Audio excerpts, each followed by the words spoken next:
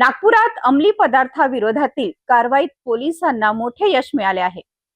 MIDC police हद्दीत तब्बल 4 kilo 30 gram गांजासह एका आरोपीला अटक करण्यात आली असून सुमारे 60,000 रुपयाचा मुद्देमाल जप्त करण्यात आला आहे. पोलीस उपआयुक्त परिमंडळ क्रमांक 1 च्या विशेष पथकाला वानाडोंगरी परिसरात गांजा विक्री होत असल्याची खात्रीशीर माहिती मिळाली होती. त्यानुसार पोलिसांनी सापळा रचून YCC कॉलेज समोरील परिसरात संशयित हालचाली करणारा एक इसम दिसतात पोलिसांनी त्याला पकडण्याचा प्रयत्न केला. मात्र आरोपी पळून जाण्याचा प्रयत्न करू लागला.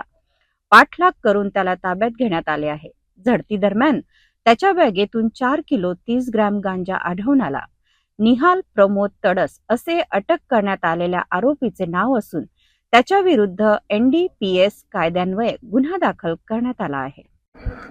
MIDC पोलीस स्टेशन अंतर्गत काल आम्ही एक गोपनीय माहिती होता आम्हाला.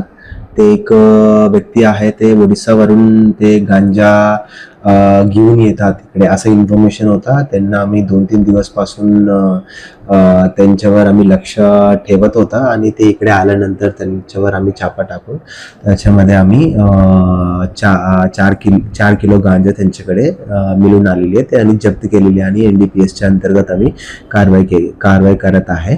आणि त्याच्यामध्ये आता पासून 2 आरोपीला आम्ही अटक केलेली आहे आणि आता त्याच्यामध्ये पुढे तपास चालू आहे. त्याच्यामध्ये मला असं वाटतं आहे की हे नागपूर नाही, नागपूरच्या आजूबाजूच्या जिल्ह्यामध्ये पण त्यांच्या कॉन्टॅक्ट्स निघण्याची शक्यता आहे. पण आता काही बोलू नाही शकत की आता थोडंसं आता कालच गुन्हा दाखल झालेली आहे म्हणून थोडंसं टाईम लागेल याच्यामध्ये तपासमध्ये.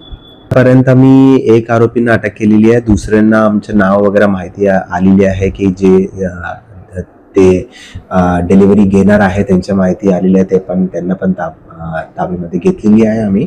आता पण त्याच्यामध्ये अजून नाम येण्याची शक्यता आहे. आमचे टेक्निकल अनालिसिस सुद्धा चालू आहे. त्याच्यामध्ये अजून नेम येण्याची शक्यता आहे. अंमली पदार्थाच्या अवैध व्यापाराविरोधात पोलिसांची कारवाई अधिक तीव्र करण्यात आली असून या प्रकरणाचा पुढील तपास MIDC पोलीस करीत आहेत.